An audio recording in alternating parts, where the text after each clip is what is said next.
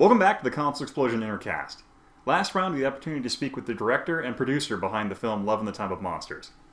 Today, we had the opportunity to speak with Ralph Bakshi, an animator most notable for creating Wizards, Cool World, and American Pop. So today, we had the opportunity to sit down and talk with him about his new project, The Last Days of Coney Island, and kind of reminisce about his prior experiences in animation. So, sit back and enjoy. Welcome to the Console Explosion Intercast.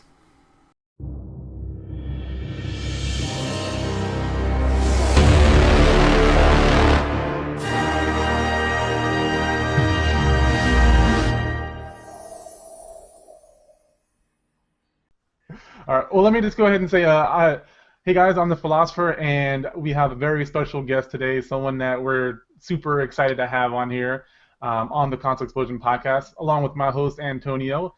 Hello. We have Mr. Ralph Bakshi, and please correct me if I'm saying it wrong.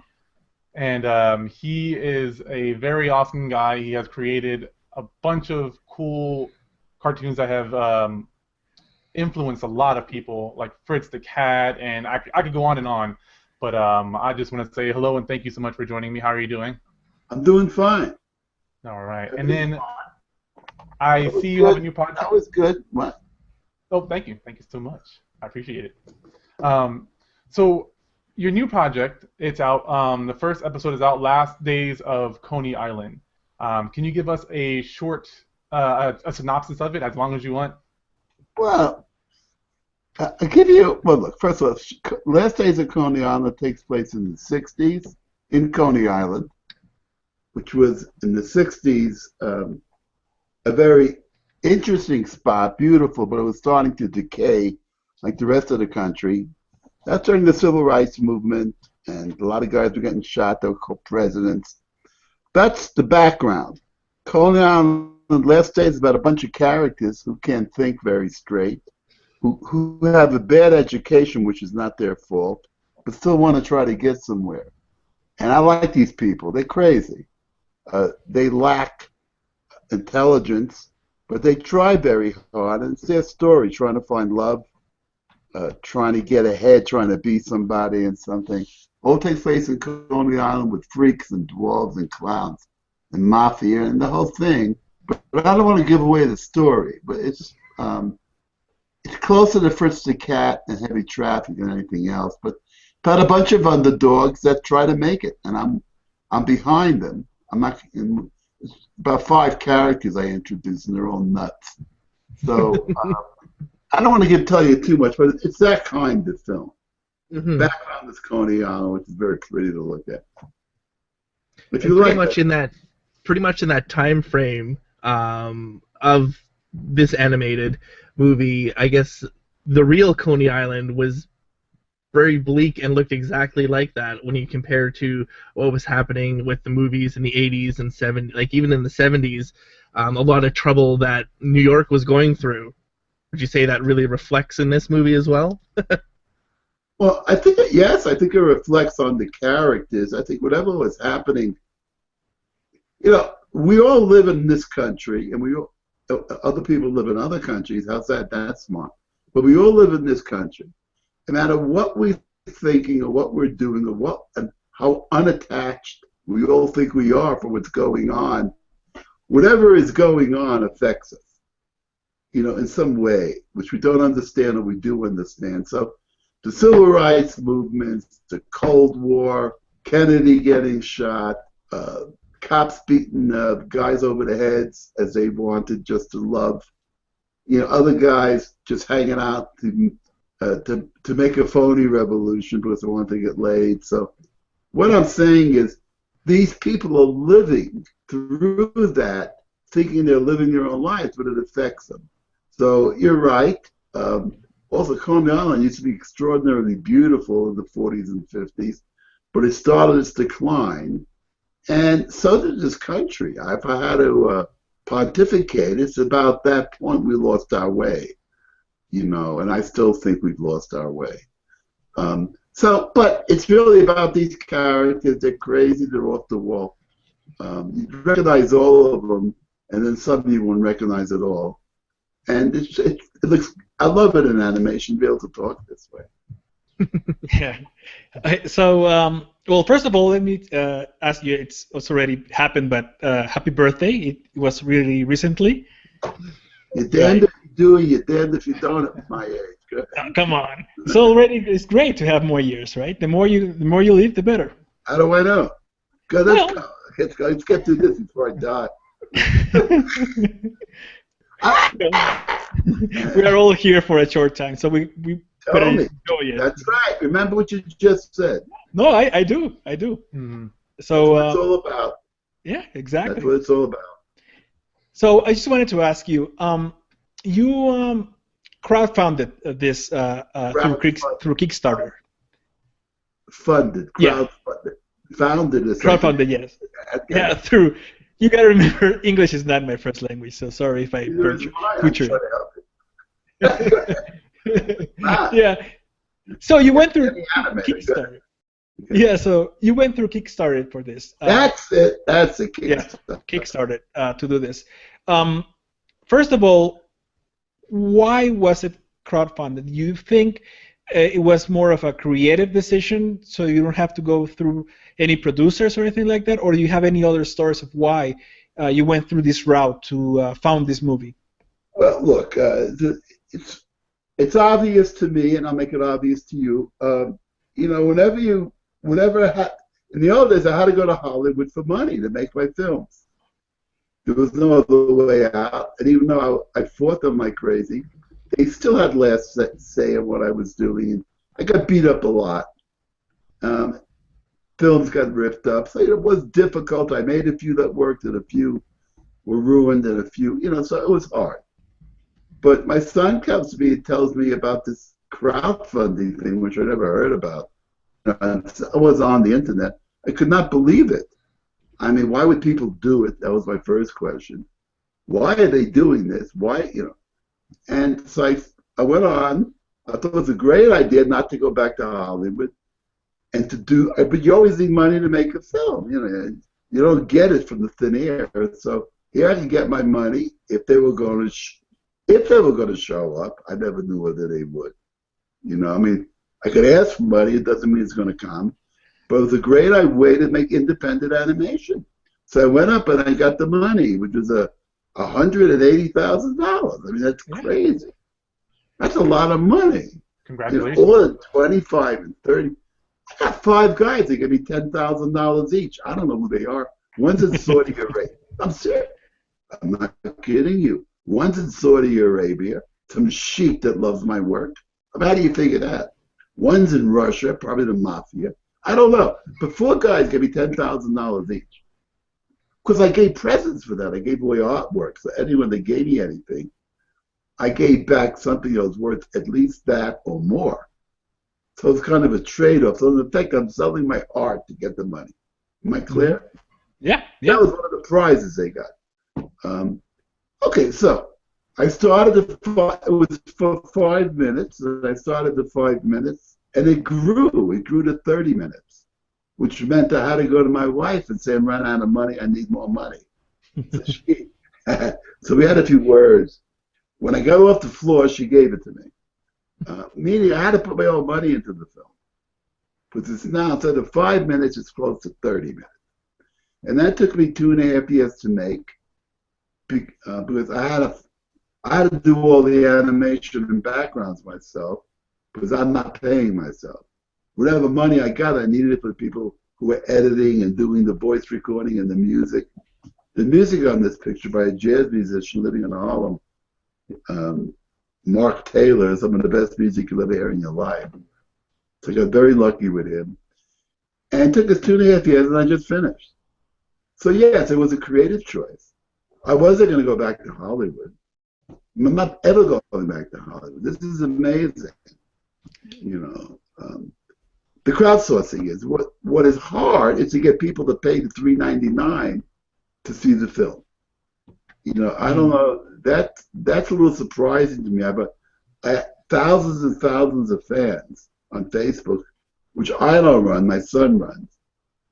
But to get anyone to click into Vimeo and buy it, it seems to be very, very hard. So I don't know what that's about, because animators Well, what surprised, I'm glad I made the film, and I love it. And it'll be up there for 1,000 years. I don't care. But animators who have a venue to do their own animation and maybe make a profit or make a few bucks to continue to do it on video should be pouring into the site to back this film or Bill Plimpton's film. But they don't. And I find that astonishing. Because they're sitting on total freedom. You know, if just all the animators in the world showed up, then we could all make films. You know, art books, when Abrams and those guys make art books, they mainly sell to the artists. They have a great base audience of artists who buy the books and art critics. So they can afford to publish those books. And if anyone else buys it, fine. But the artists support art books, or they used to. Mm-hmm. Artists should support me and Bill Plimpton and all the other guys. They, work hard, spend their own money to make a film and go up on pay-per-view. Because if they did that, we'd all be able to do that. I did it anyhow, but they would too. But it doesn't happen that way, and I find that astonishing. I'm not asking anyone to, and this is a national television, so I'm not going to, I'm just telling you guys, I find it astonishing. I find it absolutely astonishing. And stupid. Self-defeating. No, it's self-defeating. They're sitting there with total freedom, but they'd rather go work for a boss who yells at them. Or get fired. They love to get fired. That's what they like. They like the feeling of getting fired. Like sitting really scared at work, looking over their shoulder. Am I going to get laid off next week? Nah. Why would they want to have total freedom? Nah, there's no reason. Weird. I'm serious. It's amazing to me. I fully agree. There's a lot of people who do the same thing. They complain about it but don't chase their own dreams. But I mean, you are someone who is taking that dive regardless of repercussions. You're doing something that you have your creative freedom, and a lot of people are very influenced by you. And whether you know it or not, you have influenced a lot of people, like a whole generation of people, for sure. Well, I love my people. Don't get me wrong. I'm just trying to. Mm-hmm. I'm a teacher. I'm the old man. I'm telling the young jazz musicians how to play. I was a stupid kid. I made all the wrong mistakes. So what I'm saying is, I'm not yelling at anyone. I'm just giving them a heads up and saying, wait a minute. It's sitting here for you guys.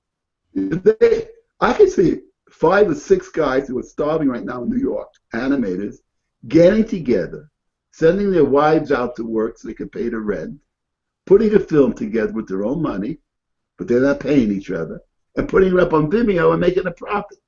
That's what I would do if I was them, but they're not doing it.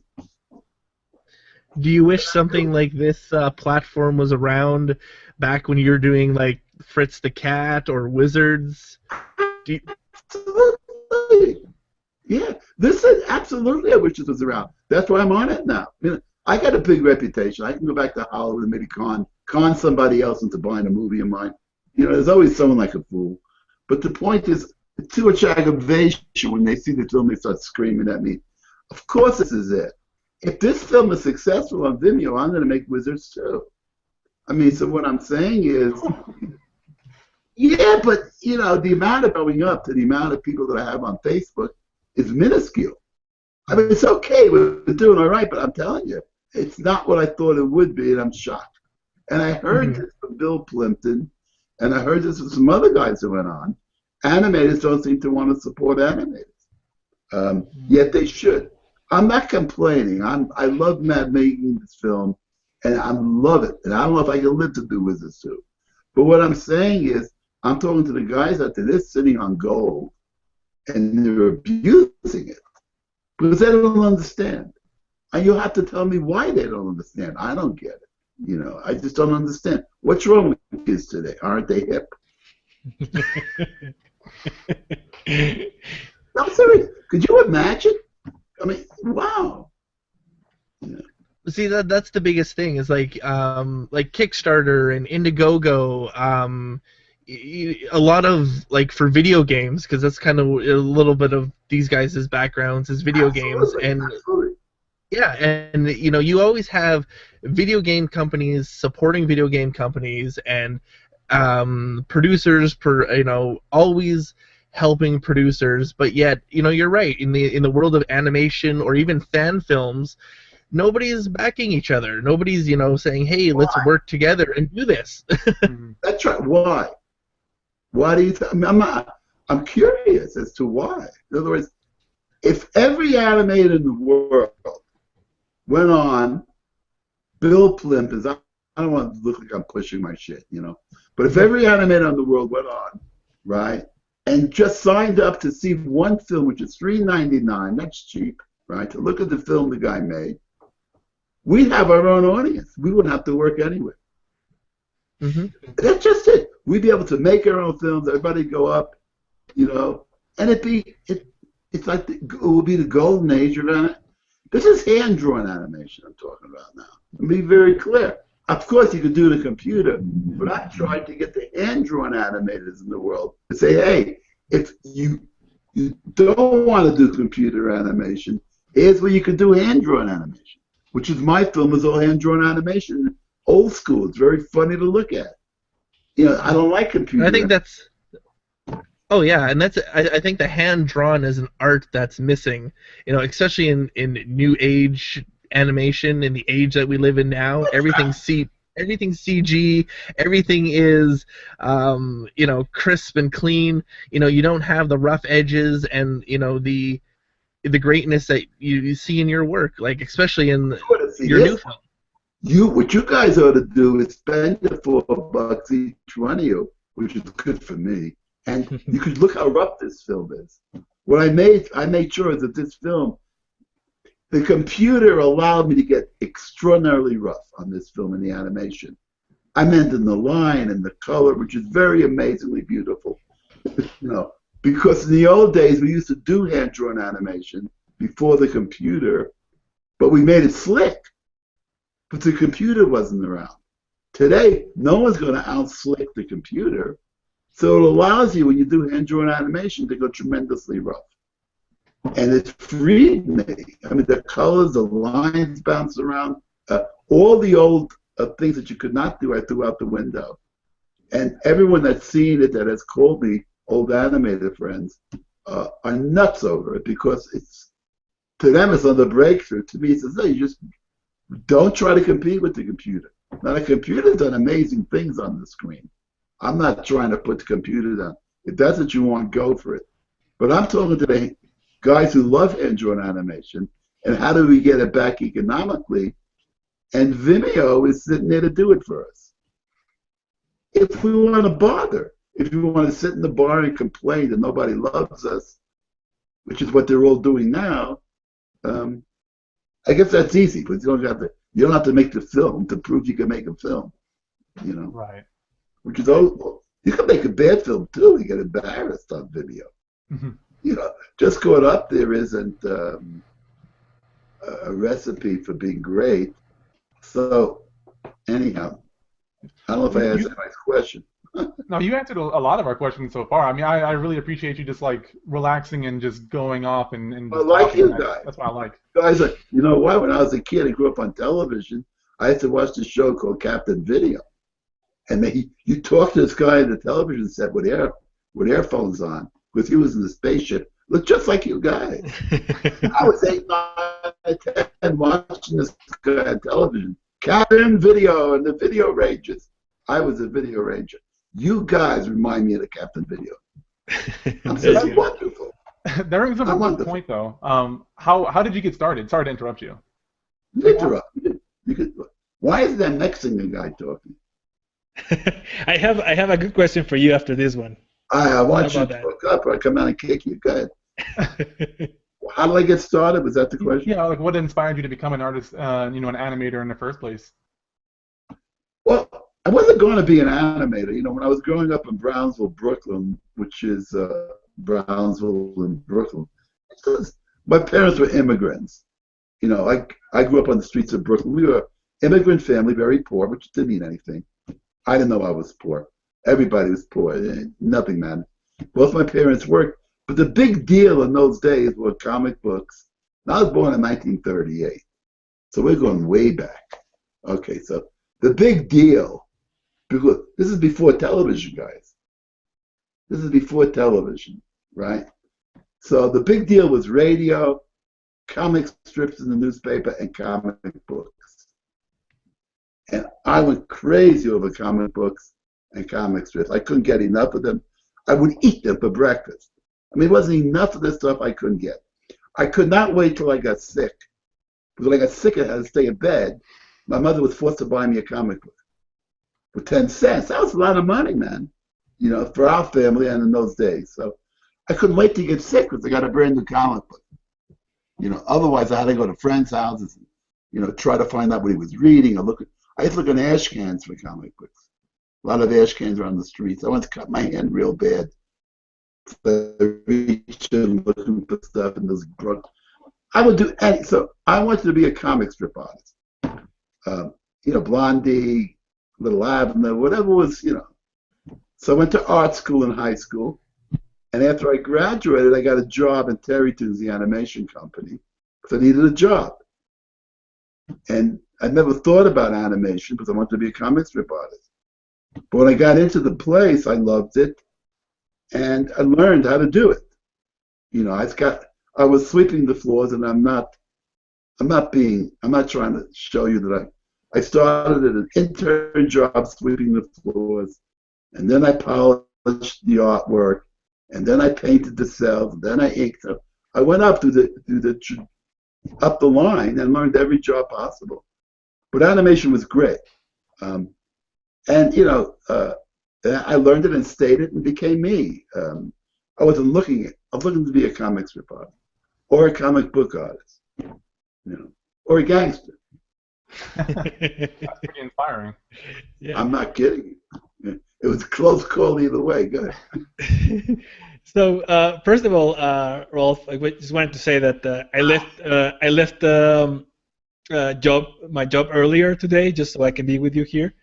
Big fan. I saw I remember very vividly seeing your Wizards movie, and it scared the crap out of me. It confused me a lot when I was a child. But you know, it left an impression on me really when I was a kid when I saw your movie. But I wanted to ask you something different. It's been more than 40 years now since Fritz the Cat, right? And back then, you first started like putting the cops as pigs, right? And talking about police brutality. But it seems nowadays, now that like every cell phone has a camera, it seems that like every other day we see a case of police brutality in the U.S. but all over the world, right? So just wanted to ask you, it's already 40, as I said, more than 40 years since that movie.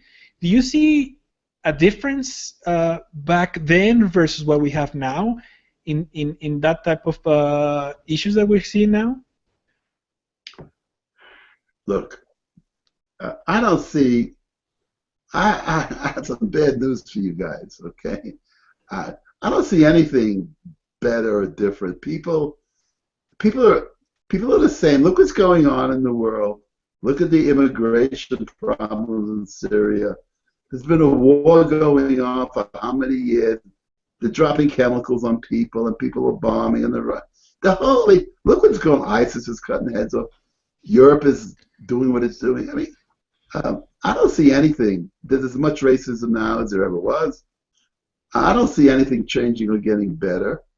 I see moments that we try to get better, but then you have the Kent State where all the kids are shot and the revolution is over. You made very clear what happened in the 60s.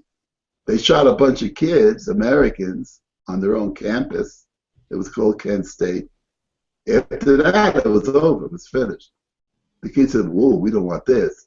So what I'm saying is, I'm sorry to say the world's in just as bad shape or possibly worse than I've ever seen it.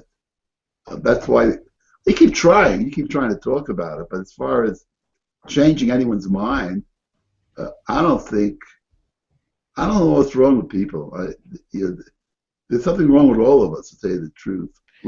We're doing the same thing again and again and again and again. It's very disappointing. The people running for president in America are out of their minds. I don't know where all the intellectual people went. There are no more critics that mean anything. I don't know. I don't see anything getting better. Do you? Yeah, that's exactly why I asked that question, because I'm trying to harken back to that era versus what we have now, and you would think that we want to get better, right? Not, in all different areas, and this is an area where I see not much change versus what we had before. Don't change anywhere. Look at the banks. Look at the crisis we had. Look at the bubbles. Imagine selling all that junk to the world, and there's no one paid for it. No one goes to jail. Forget about it. What I'm saying is, they let guys like me and you talk, but it don't matter. They know we're fools. They know nothing changed. So, now, it's very disheartening. When I was young, I used to think that we could change the world. I really felt that. But the world's right back to where it started. The Middle East is crazy. Israel's going to get blown up to hell. We're now backing Iran and making bombs. I mean, the whole thing is crazy. What it is? The values. No one seems to have any values. We had 2 wars that we lost. Now we're going back in again. We spend trillions of dollars on wars, 100 trillion, and we can't. We want to stop Social Security to poor people. It's nuts. We throw money out the water for wars that don't work, and we want to cut lunches for school kids. And then we worry about what sex can marry what sex. Who cares? The world is falling apart. I got to run around worrying with some guy wants to marry some guy. Let him. I got better things to do. Yeah. We all have better things to do. What do we care? Well, that's a personal thing, but let's talk about the country. Doesn't happen. Everyone's running about trying to kill Obamacare. Yeah, no, exactly. That's it. I'll shut up. Listen, I gotta go. Can we do this again? Yeah. It was 30 minutes. For sure. But let the next guy ask me one question. Yeah, Antonio. What? What do you mean? I just asked you that question. Didn't you like that? You're Antonio? That is me, Antonio, yes. You look different here. Wait a minute. There are 2 Antonios? Who is this? Are you talking about me? No, you ain't got you. Yeah, who are you? I'm Jared. I'm the one from. Oh, so so you haven't asked a question, have you? I've asked a few questions already. Don't you worry. What? You want a question? Yeah. I want to know. I love this guy. I remember the Jordan. I did talk to you. Yeah, exactly. I was helping you in the other room. Gotcha. I'm getting you. So I'll pretty much ask a question off Antonio's question there. Do you think, because if this movie Last Days of Coney Island does great, you're talking about wanting to do Wizards 2, and if you went to Kickstarter, I'm pretty sure you'd make a lot of money on that because everybody wants to see that. That movie, multiple generations. I was born in the 80s. I saw that movie. My daughter's seen that movie. That movie is it's one of those great movies at the time and will always live on. And this movie is the same thing. I've already seen it. I think it was a fantastic movie. You did an excellent job, and everybody's got to see it. I mean, for $3.99, you'd be stupid not to. You did an absolutely fantastic job on this. I love the art style, the 70s, 80s. Put a smile on my face to see it. I followed your work from Fritz the Cat when my mom rented it thinking it was a kid's movie. So that's how I got introduced to your work. But again, I guess the biggest question is, with the success of this movie, and you're talking about Wizards 2, do you think you would probably do a new social aspect movie of Fritz the Cat in nowadays era with all the problems going on? I don't, there's limited life. I want to do Wizards 2 because of what we just spoke about. Wizards 2, what's going on in the Middle East with the atom bomb that's ready to go off everywhere, I don't think anyone understands. And I think it's perfect to bring that into what's going on with Avatar after they defeated Black Wolf. The global warming, there are very big issues that Wizards could talk about, because that's what it did in the beginning. There are very big issues to be discussed. on the same level we're discussing them now, that could be done very easily in Wizards. Because that's what happened. We went into Iraq and we blew up Iraq and Afghanistan, and it created all these divisions out in the Middle East. And just because Avatar blew Dark Wolf away or Black Wolf, the same thing the story starts. The same thing happens. All these various Nazi groups and everyone splits off, and it's very similar. So we could talk about that in the Earth warming, which is a big problem that no one cares about. We're all gonna die. We're gonna burn our planet up, and it's like, okay, we're gonna squeeze a few more bucks out of it. Tell me I'm kidding. It's the truth. Yeah. I hope we can talk in the future as well, because I'm very honored to have talked to you. I love getting into your mind here. If you would be welcome to it, I would love to do one in the future if we could ever schedule it again. Whatever you want to. You guys are funny. You're easy to talk to. You're a ball at the different parts of the world. I enjoyed this a lot. I really awesome. You guys are fun. Yeah. Everyone else is very serious and sitting there, but you guys, we could get some things said. Yeah, exactly. Right. Yeah, I'd love to do it anytime you want. Awesome. I got another one coming up. I got to con these people into showing my movie, but I'm not conning you guys. I'm going to con these guys. I'm good at that. So I appreciate what you're doing, and I hope I gave you something that's interesting. Definitely. You guys are very good. And 3 guys in 3 different spots of the world hooking up, I like that a lot. Because that's what I was talking about animators getting together. Yep. You guys have done it somehow. You have a very good relationship, and I think it's great. And I respect that. And I think that we actually have 15 people, all part of us, all over the world, and that's what we do. You 3 guys, I ain't talking to the guy in Michigan, whoever you are, all right? Okay? You got it. Again. Oh, man. Oh, he's... I'll do a quick outro real quick, unless you want to do one, Jared. Go right ahead, do the outro. All right. So that was our special guest. That was the awesome maker of Fritz the Catch. You know him as Ralph Bakshi. Thanks again so much for him for joining our podcast. I hope so much that we can do another one in the future, get more information out of him. If you guys like this video, definitely hit the subscribe button. If you're listening on Mixcloud, hit that like button and subscribe to us so you can follow, so you can get all the updates if we ever get to talk to them again, and any future guests as well. And as always, definitely check out the consoleexplosion.com, where you can find out all the Intercast, future ones coming out, all the podcasts, and so much more. But I'll take it to these guys, and they'll let you know where they can find them as well. All right, so I'm Antonio from Gokado Retro Reviews. You can find me on YouTube at Gokado Retro Reviews. Gokado is Gokado. Twitter at Gokadito, Gokadito. And of course, the Console Explosion. You can always find me there. And yes, my name is Jared, CEO of Console Explosion. And again, please, everybody listening, go check out this film. Go check it out. It's $3.99. Like I said, you'd be stupid not to. It was a great watch. Fantastic movie. If you're a fan of his style, you're going to like this movie. The storytelling, pacing, it's great. $3.99. We'll actually have the link down below so you can check it out. Check out his work.